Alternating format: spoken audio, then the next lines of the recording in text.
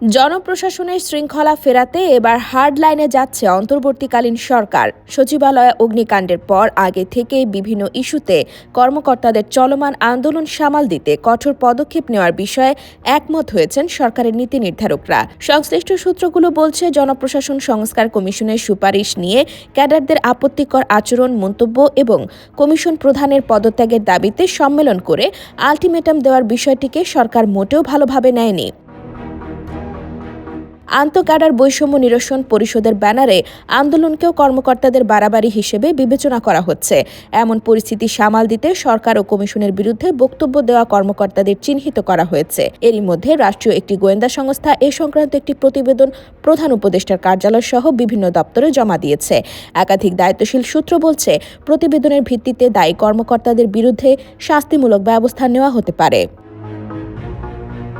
আমলাদের কর্মকাণ্ডের সমালোচনা করে উপদেষ্টা নাহিদ বলেন, আমরা সাম্প্রতিক সময়ে আমলাদের বক্তব্য শুনতে পাচ্ছি। তারা এক ধরনের হুমকি দিচ্ছে। এটার সাহস তারা পেয়েছে বিগত সময়ে। সেই সময় দেখেছি আমলাতন্ত্রকে শক্তিশালী করা হয়েছে।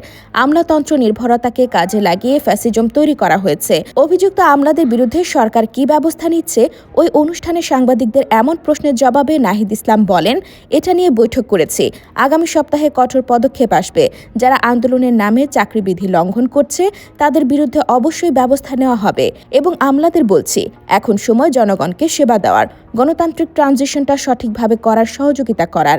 আন্দোলন খেলা কিংবা গোষ্ঠী স্বার্থ রক্ষার জন্য এত মানুষ জীবন দেয় নাই।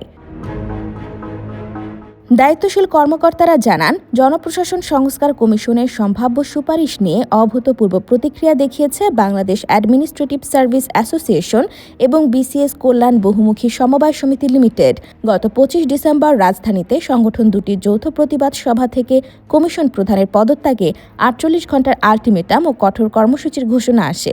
এমন ঘোষণাকে সরকার ও কমিশনের প্রতি অসম্মান হিসেবে বিবেচনা করা হচ্ছে। এ প্রবণতা ঠেকিয়ে জনপ্রশাসনকে শৃঙ্খলার মধ্যে আনতে আন্দোলনের নেপথ্যে থাকা কর্মকর্তাদের বিরুদ্ধে কঠোর ব্যবস্থা নিতে চায় সরকার। এজন্য 25 ডিসেম্বরের সভায় জ্বালাময়ী বক্তব্য দেওয়া কর্মকর্তাদের অতীত কর্মকাণ্ডের খোঁজখবর নেওয়া হচ্ছে।